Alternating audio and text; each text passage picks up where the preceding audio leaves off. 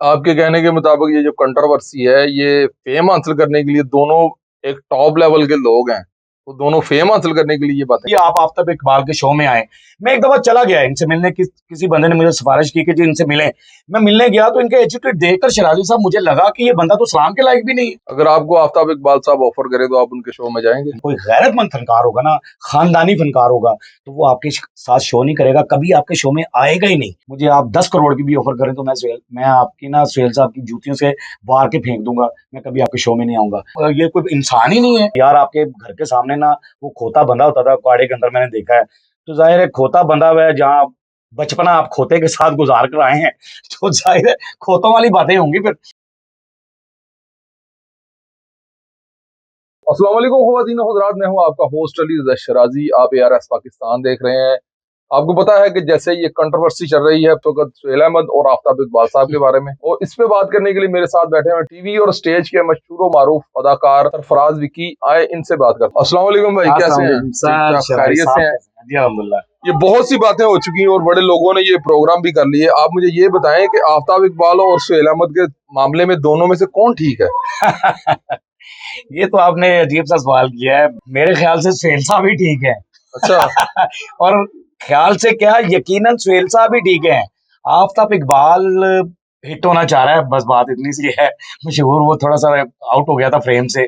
उसने कहा सेटेलाइट पे तो नजर नहीं आ रहा, इस टाइम सोशल मीडिया पे सारा मेरा प्रोग्राम चल रहा है, जरा सुहेल साहब को छेड़ते हैं, थोड़ा सा मैं फेम हो जाऊंगा और मजीद। लेकिन आफ्ताब इकबाल साहब को मैंने पहले भी एक वीडियो जारी किया था कि आफ्ताब इकबाल साहब का म्यार ही नहीं है सुहेल अहमद। सुहेल अहमद साहब एक बहुत बड़ी यूनिवर्सिटी है, जहां तक पहुंच ही नहीं सकते आफ्ताब इकबाल साहब। शराजी साहब, हम आफ्ताब इकबाल साहब को जो है ना, ये साहब भी जो मैं कह रहा हूँ ना उनको, ये हमें सुहेल अहमद साहब की तरबियत है तो साहब कह रहे हैं कि उन्होंने कहा कि बड़ों के साथ अदब से बात करें वगैरह। जो वो कर रहे हैं ना, मैं तो बड़ा कुछ कह जाऊं क्योंकि मैं जो जुनूनी बंदा हूँ। और मैं सुहेल साहब का वैसे ही बहुत बड़ा फैन हूँ। मेरे वो आइडियल हैं, मेरे लिए तो वो माई बाप हैं। मैं समझता हूँ कि यार आफ्ताब भाई, मैंने आपको पहले भी कहा था, मैंने एक वीडियो जारी की है, उसके अंदर मैंने कहा था कि सुहेल अहमद के अलावा आप किसी बंदे को भी छेड़ें। देखिए, मैंने आफ्ताब साहब आपका वो इंटरव्यू देखा जिसमें आपने बहुत कुछ ये कहा कि जी मैं सुहेल अहमद को बनाने वाला मैं हूँ, फलां है, ये है, इस तरह हुआ, वो हुआ, पता नहीं क्या क्या बातें हुई। मैंने तो चंद तो थोड़ी सी इंटरव्यू की ना बातें सुनी और मुझे गुस्सा ही वैसे बहुत ज्यादा आया। और मैंने कहा कि यार ये इंटरव्यू सुनना ही फजूल है, ये गलत बात कर रहा है जो कर रहा है। क्योंकि हम सुहेल साहब को उस वक्त का जानते हैं जब मैंने आफ्ताब इकबाल का नाम ही नहीं सुना था। हस्बे हाल से आफ्ताब इकबाल आया और वो भी सुहेल साहब की मेहरबानी है। और उसके बाद जो इनके प्रोग्राम हुए, और एक चैनल पे तो टिके नहीं ये, कभी किस चैनल पे कभी किसी चैनल पे, अल्हम्दुलिल्लाह हर चैनल को ये फ्लॉप करके ही आए हैं। एक्सप्रेस न्यूज कहाँ पैदा हुआ उस टाइम, और आफ्ताब इकबाल साहब ने जिस जिस चैनल को भी पकड़ा, फिर वो आप चैनल उन्होंने बनाया। मैंने एक दफा देखा, मुझे लोग आकर इनके बारे में बताते थे कि यार इनका एटीट्यूड ठीक नहीं है, ये इस तरह सीनियर के साथ करते हैं, जूनियर के साथ ऐसा करते हैं, फला करते हैं। तो आप ये बातें सुनता था मैं, लेकिन लोग कहते थे जी आप आफ्ताब इकबाल के शो में आए। मैं एक दफा चला गया इनसे मिलने, किसी बंदे ने मुझे सिफारिश की कि जी इनसे मिले।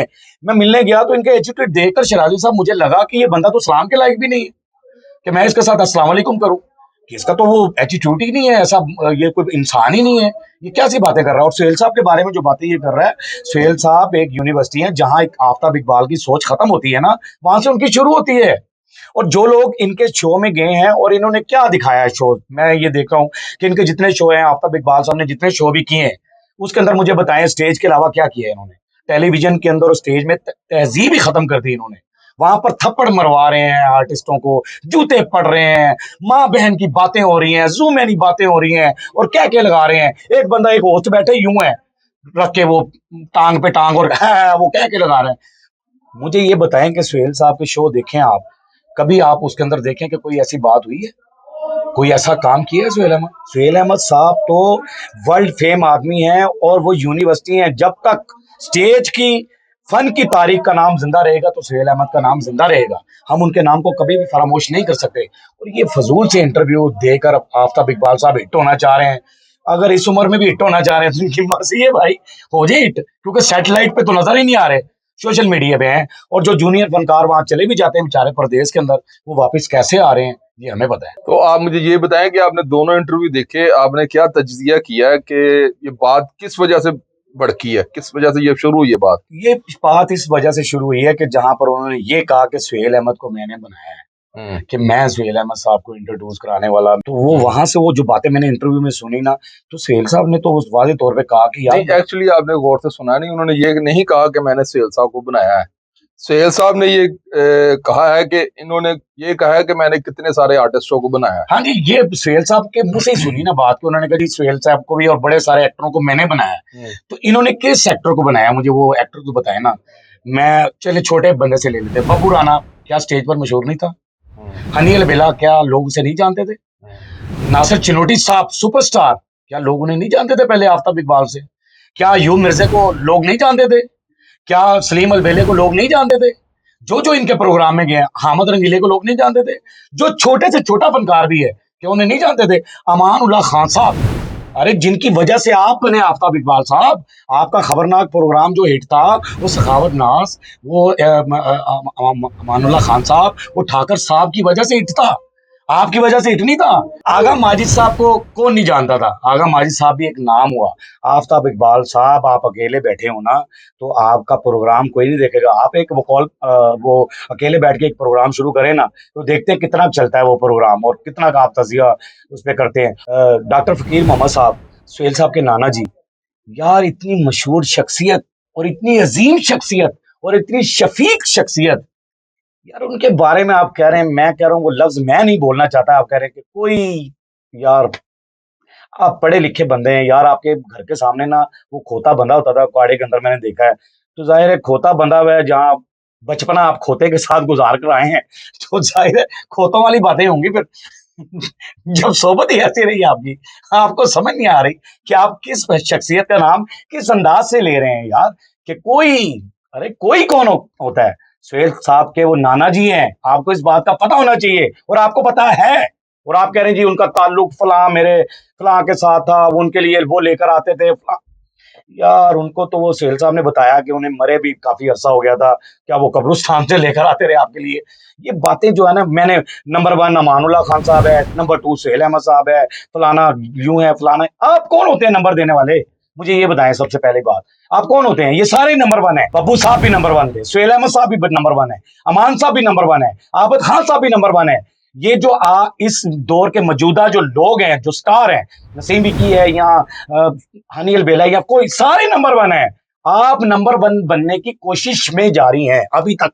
आप सोच रहे हैं कि मैं नंबर 1 हो जाऊं, किस तरह नंबर 1 होंगे? आप नंबर 1 है ही नहीं, आपका नंबर ही कोई नहीं है। मेरे पास तो टेलीफोन नंबर भी नहीं आपका। मैं क्या बताऊं आपको? लेकिन बहरहाल सुहेल साहब राइट पे हैं, बिल्कुल राइट पे हैं। मैं अगर बोल रहा हूं ना, ये पूरी फील्ड ऐसा है बोलेगी, ये आपको बता दूं आप साहब, आपको ये चाहिए, उनसे सॉरी करें, माजरत करें और माफी मांगें और ये चैप्टर को बंद करें और कहें कि मुझसे गलती से निकल गया। होता है बंदे से, फंबल भी हो जाता है, जैसे मैं भी फंबल हो जाता हूँ कभी कभार कोई प्रोग्राम करते हुए, तो बंदा फंबल हो जाता है कि सॉरी मुझसे फंबलिंग में ऐसा हो गया मामला।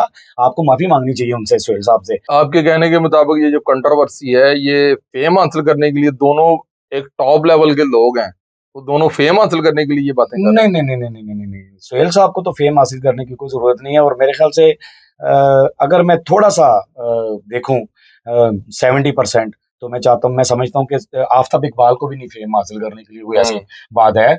ये मसलन आफ्ताब इकबाल साहब भी है, कोई फेम हासिल करने के लिए तो नहीं कर रहे, उन्हें भी लोग कुछ जानते ही हैं, ये बात नहीं है, क्योंकि जो सच है वो सच कहना चाहिए, ठीक है ना? सुहेल साहब को तो फेम हासिल करने की जरूरत ही नहीं है, वो तो वर्ल्ड फेम है, पूरा वर्ल्ड जानता है। जहाँ सुहेल अहमद साहब नाम आएगा तो तारीख गवाह है। अब और पूरी तारीख हमेशा गवाह रहेगी सुहेल अहमद के लिए, तो उन्हें फेम हासिल करने की तो कोई जरूरत नहीं है। तो आखिर आपने इस बात का तज्जिया क्या किया कि मैं ये सोचता हूँ कि दोनों साइड से अगर मैं सोचूं तो मैं सोचता हूँ कि इस मैटर को सोशल मीडिया पे आना ही नहीं चाहिए था। अगर कोई ऐसी बात थी तो मेरे ख्याल से सुहेल साहब ने, मैं समझता हूँ कि सुहेल अहमद साहब इतने ग्रेट इंसान है, वो कभी मैंने उनका कोई ऐसा इंटरव्यू नहीं देखा, कभी ऐसा कोई गुस्से में बोलते उन्हें नहीं देखा। स्टेज पर वो जब स्टेज छोड़कर गए तो यहाँ पर गाने बड़े ज्यादा होते थे, वो स्टेज को छोड़ गए, उन्होंने बुरा नहीं कहा स्टेज को, अपने किसी भी इंटरव्यू में उन्होंने कोई ऐसी नेगेटिव गुफ्तगू नहीं की। ये पहली मर्तबा मैंने सुहेल साहब को ना ऐसा देखा, ऐसा ऐसे सोबर आदमी है, वो इतने पोलाइट आदमी है, इतने नफीस आदमी है, और पहली मर्तबा मैंने देखा कि सुहेल साहब गुस्से में है, और पहली मर्तबा वो ये गुस्से में आए हैं। और शायद वो गुस्से में ना आते अगर आफ्ताब इकबाल साहब थोड़ा सा परहेज करते इन बातों से, तो शायद वो उस समय ना आते। लेकिन आफ्ताब इकबाल साहब को भी ये चाहिए कि उनका भी एक म्यार है, एक बातचीत है, उनका भी अल्लाह पाक ने एक निज़ाम बनाया है, उनको भी अल्लाह पाक ने एक इज़्ज़त दी है, तो उस इज़्ज़त को बचा के रखना चाहिए, ना कि रुसवा कर देना चाहिए। अगर आपको आफ्ताब इकबाल साहब ऑफर करें तो आप उनके शो में जाएंगे? ये मेरे ख्याल से कभी भी मुझे ऑफ़र नहीं करेंगे और ना मैं उनके ऑफ़र को मानूँगा। इसलिए नहीं मानूँगा शराज़ी साहब कि मैंने ना बहुत सारे आर्टिस्टों के दुखड़े सुन लिए हैं, अच्छा। ठीक है ना? उनके दुखड़े जब मैं सुनता हूँ ना, तो मुझे लगता है कि यार ये क्या है? मैंने कोई शो नहीं किया अभी। मैं ये कह रहा हूँ कि मैंने हाथ भी नहीं मिलाया। मैंने आपको बताया पहले कि उनका एटीट्यूड देखकर ना उनका मैं खौफ़ज़दा कि यार ये बंदा तो किसी को मुँह ही नहीं लगा रहा, तो मुझे क्या करेगा? तो मैं वापस ही आ गया था, मैं मिला ही नहीं। हम्म। तो प्रोग्राम करना तो बहुत दूर की बात है। यानी कि आपकी तरफ से साफ इनकार है? बिल्कुल, और इसलिए इनकार है, और ये वजह बता दूँ कि शायद पहले मेरा ज़हन था, मैंने किसी को कहा भी कि यार मुझे उनके शो में जाना चाहिए और आफ्ताब इकबाल साहब से मेरा राब्ता होना चाहिए। लेकिन अब सुहेल अहमद साहब की वजह से अब तो मैं कभी भी नहीं जाऊँगा। और मैं ये समझता हूँ कि जहाँ उन्होंने ये कहा ना कि अज़ीज़ी का नाम मैंने दिया है सुहेल अहमद को, ठीक है ना? मैंने सुहेल साहब को अज़ीज़ी का नाम दिया है। मैं तो समझता था कि वो मुझे उस्ताद की जगह पे समझते हैं। उस्ताद की जगह पे आप आने के काबिल ही नहीं हैं, सबसे पहली बात तो ये है। उस्ताद बहुत बड़ी चीज़ होती है, आप उस काबिल ही नहीं हो उसके। उस्ताद कौन है? सुहेल अहमद हमारा उस्ताद है, हमारे बाप हैं, वो हमारी बाप की हैसियत रखते हैं। और आफ्ताब साहब, अगर आपने एक्सक्यूज़ ना किया, आपने माफ़ी ना माँगी, तो यकीन जानिए अगर कोई गैरतमंद फ़नकार होगा ना, ख़ानदानी फ़नकार होगा, तो वो आपके साथ शो नहीं करेगा, कभी आपके शो में आएगा ही नहीं, जो गैरतमंद फ़नकार है। क्योंकि वो हमारा बाप है, इस फ़ील्ड का बाप है। सुहेल अहमद साहब ने इस फ़ील्ड को ज़िंदा रखा है, हमेशा, और इस फ़ील्ड के लिए मेहनत की है। और ये आप ये ज़हन से निकाल दें, मैं तो बहुत छोटा फ़नकार हूँ, मुझसे भी जो नीचे फ़नकार होगा ना, मुझसे बड़ा फ़नकार भी होगा, वो भी आपके शो में नहीं आएगा। आपको एक्सक्यूज़ जल्दी कर लेना चाहिए, खाली कुर्सियाँ पड़ी होंगी और फिर आप सोच रहे होंगे कि यार कहाँ यहाँ कभी बब्बू राना होता था, यार कभी यहाँ हयूम मिर्ज़ा बैठा होता था, यार कभी यहाँ नासिर चिन्नोटी होता था, यहाँ आगा माजिद होता। ये सारे आपके ज़हनों में, ख़्यालों में आएँगे और कुर्सियों से आप बातें कर रहे होंगे और कल्ले ही बैठे होंगे और कल्ले ही खुद ही हँस रहे होंगे, हँस रहे होंगे, कोई बंदा नहीं आएगा। शराज़ी साहब मैं सही कह रहा हूँ आपको, कसम से सुहेल अहमद हमारा बाप है। और ये मैं आज इधर कसम खा के कहता हूँ, मुझे मौला अली की कसम है, मुझे अल्लाह की कसम है कि सुहेल अहमद मेरा बाप है, मेरा सीनियर है। और मुझे 1 करोड़ रुपए की भी ऑफ़र करें ना आप, मैं किराए के घर पे रहता हूँ, गलत बात नहीं मैं कर रहा हूँ, मैं किराए के घर पे रहता हूँ। मुझे आप 10 करोड़ की भी ऑफ़र करें तो मैं आपकी ना सुहेल साहब की जूतियों से वार के फेंक दूँगा, मैं कभी आपके शो में नहीं आऊँगा। और जो भी गैरतमंद आर्टिस्ट है, जो भी मेरी इस फ़ील्ड का है, स्टेज से मुंसलिक बंदा है, क्योंकि आप सारा स्टेज ही तो करते थे। कौन-सा ऐसा बंदा आपने टेलीविज़न का बिठाया था, मुझे ये बताइएगा? स्टेज की वजह से आप आफ्ताब इकबाल बने। स्टेज के लोगों की वजह से, स्टेज के फनकारों ने, वो जूनियर फनकार थे, उन पे आप रोब डालते थे और बेचारे वो आगे से सिर्फ़ अपने रिज़्क के चक्कर में बोलते नहीं थे और आप उन्हें जो मर्ज़ी कह देते थे। और आपने इतनी तज़लील फनकारों की है, खुदा की कसम इतनी तज़लील की है कि मैं प्रोग्राम आपके देखता ज़रूर था, तो मुझे बड़ी शर्म आती थी कि यार ये क्या बंदा है यार, लोग कहते हैं इतना काबिल आदमी है, ये है, वो है। सिर्फ़ फ़िक्रों को सही कराने में ही रह गए आप कि मीम नहीं होता, मीम होता है, और ये नहीं होता, ये होता है। ये चीज़ें कहने में आप बड़े काबिल आदमी हैं। अरे नहीं भैया, आकर सीखें अभी काम। और सुहेल साहब आप उनके उस्ताद नहीं हैं, सुहेल साहब आपके उस्ताद हैं। अज़ीज़ी का नाम तो उनका अपना नाम है अज़ीज़ी। यार कैसी अजीबो-गरीब बातें आपने की हैं, समझ से बाहर है। एक पढ़ा-लिखा बंदा गल इत्थे आके मुक दी है कि तू अगे खोता बने असूं की कर सकते। तो जी नाज़रीन, जैसा कि आपने देखा सरफराज विक्की साहब की बातों से, आप खुद ही कमेंट सेक्शन में बताइएगा कि ये किस कदर अग्रेसिव होके क्या बातें इन्होंने सही की या गलत की। हमें दीजिए इजाज़त, देखते रहिए ARS Pakistan. Thank you sir. Thank you sir.